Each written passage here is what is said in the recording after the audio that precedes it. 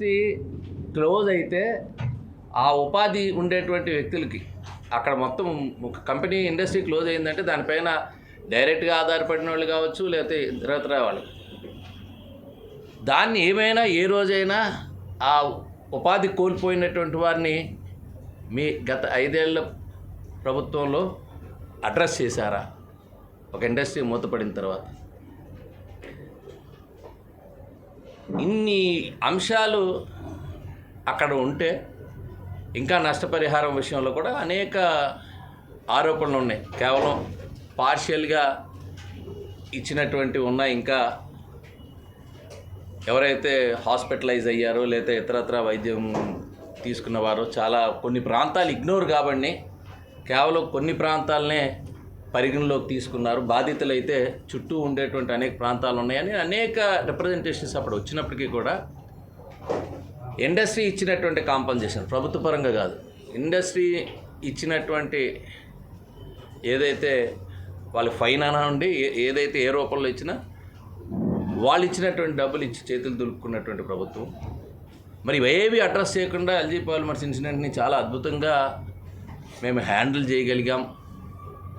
ఈ ప్రభుత్వం వచ్చిన తర్వాత ఈ ప్రభుత్వం హ్యాండిల్ చేయలేదనేటువంటి మాటలు నిన్న ఆయన మాట్లాడటం, దానికి సంబంధించి ఇక్కడే శాసనసభ్యునిగా నేను ఆ రోజు కూడా సంఘటన జరిగిన వెంటనే అప్పుడు ప్రతిపక్షంలో ఉండేటువంటి శాసనసభ్యునిగా మా కర్తవ్యాన్ని కానీ మా బాధ్యతని కానీ ఆ రోజు వెంటనే అటెండ్ అవ్వటం జరిగింది. గవర్నమెంట్ దృష్టికి కూడా అప్పుడు ఉండేటువంటి అధికారుల దృష్టికి కూడా తీసుకెళ్ళడం కూడా జరిగింది. ఆ దరిమిలా జరిగినటువంటి పరిస్థితులన్నీ కూడా చూస్తున్నాం మనం ఇక్కడ స్థానికంగా. మీరు అందరికీ కూడా తెలుసు, ఇండస్ట్రీ క్లోజ్ అయింది, ఇష్యూ రిజాల్వ్ కాలేదు, హెల్త్ ఇష్యూస్ వస్తూనే ఉన్నాయి. ఇప్పటికీ అక్కడ పొల్యూటెడ్ మెజర్స్కి సంబంధించినటువంటి అంశాలు మొన్నే అసెంబ్లీలో కూడా లేవనెత్తాను. ఎంతవరకు గ్రౌండ్ లెవెల్ కానీ లేకపోతే ఇతరత్ర ఇష్యూస్ రిజాల్వ్ అయినాయి, ఫ్యూచర్లో ఏ రకమైనటువంటి ఇండస్ట్రీ అక్కడ వస్తే అక్కడ ఎంప్లాయ్మెంట్ జనరేట్ అవుతుంది, ఇలాంటి సజెషన్స్ అన్నీ కూడా చేయడం జరిగింది. ఒకటి ఇండస్ట్రియల్ సెక్టార్లో మన కాన్స్టిట్యున్సీ వచ్చేటప్పటికి అటు పూర్వపు పారిశ్రామిక మాట, అటు ఆయిల్ సెక్టార్, రిఫైనరీస్ ఉన్నాయి, ఫార్మ్ ఫెర్టిలైజర్ యూనిట్ ఉంది, కోరమండల్ ఫెర్టిలైజర్ యూనిట్ ఉంది. వీటన్నిటి నుంచి కూడా ఒక జింక్ పొల్యూటెడ్ ఇండస్ట్రీ ఉండేది, అది ఆల్రెడీ క్లోజ్ అయిపోయి ఉంది. దీని కారణం కేవలం పొల్యూషన్ కారణంగా క్లోజ్ అయినటువంటి ఇండస్ట్రీస్ 2 ఉన్నాయి మన నియోజకవర్గంలోని. మరి అలాంటి సందర్భంలో పొల్యూషన్ అండ్ సేఫ్టీ 2 ఒక ప్రాధాన్యత అంశంలో తీసుకుని మా ప్రభుత్వం కూడా మొట్టమొదటి నుంచి కూడా రివ్యూస్ జరుగుతుంటే మానిటర్ చేయడం జరుగుతుంది.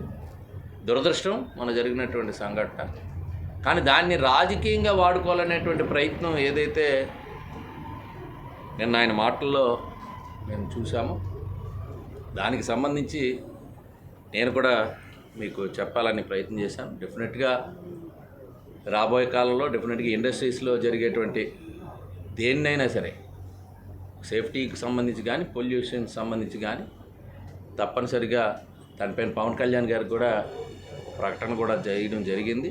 రాబోయే కాలంలో ఆయన కూడా పర్సనల్గా విజిట్ చేసి చేయడం, ముఖ్యమంత్రి గారు చంద్రబాబు నాయుడు గారు కూడా దీనిపై చాలా పర్టికులర్గా ఇంతకుముందు, ఎందుకంటే అనుభవం ఉంది ఆయనకి, ఆ అనుభవంతో డెఫినెట్గా చక్కగా అడ్మినిస్ట్రేట్ చేస్తారు. మేజర్ క్రైసిస్లోనే హుదూద్ లాంటి క్రైసిస్ని కూడా ఎలా హ్యాండిల్ చేశారో మనందరం చూసాం. ఇమీడియట్గా అటెండ్ అవ్వటం కానీ ఆ రెస్పాన్స్ అనేటువంటిది తెలుగుదేశం ప్రభుత్వంలో ముఖ్యంగా చంద్రబాబు నాయుడు గారి నాయకత్వంలో ఎప్పుడు కూడా పబ్లిక్ పక్షాన ఉండటంలో ఏమాత్రం అందులో ఆ నిర్లక్ష్యత కానీ నిర్లిప్తత అనేటువంటిది ఉండదు. డెఫినెట్గా ట్రాన్స్పరెంట్గానే ఏం జరిగినా ఉంటుంది తప్ప మీ ప్రభుత్వంలాగా ఎందుకు కడుతున్నారో ఏం కడుతున్నారో తెలియదు, రుషికొండలు ఇప్పటికీ తెలియదు. ఇప్పుడేమో ఆ పరదాల చాటున వచ్చినాక ఏం కట్టారనేది ప్రజలకు తెలిసింది. కానీ ఎక్కడా కూడా స్పష్టంగా మీడియా ముందుకు 5 ఏళ్ళు మాట్లాడనటువంటి ముఖ్యమంత్రి ఇప్పుడు మీడియా ముందుకు ప్రతిపక్ష హోదా, బహుశా ఇదే కరెక్ట్ ఏమో ఆయనకి సూటబుల్ ఏమో అనుకుంటున్నాను. ఎందుకంటే ఎప్పుడు కూడా నాకు తెలిసి విశాఖపట్నం అన్నిసార్లు వచ్చి మీ మీడియాకే ఒక్కసారి ఎదురుపడని వ్యక్తి కేవలం అపోజిషన్కి సంబంధించినటువంటి అంశం ఒక అబండాలు వేయడానికి ఒక వేదికగా ప్రెస్ మీట్ అటెండ్ అయ్యేటువంటి పరిస్థితి మనం చూస్తున్నాం. కాబట్టి వీటిని ప్రజలందరూ కూడా గమనించాలని చెప్పి మీ ద్వారా కోరుతున్నాం.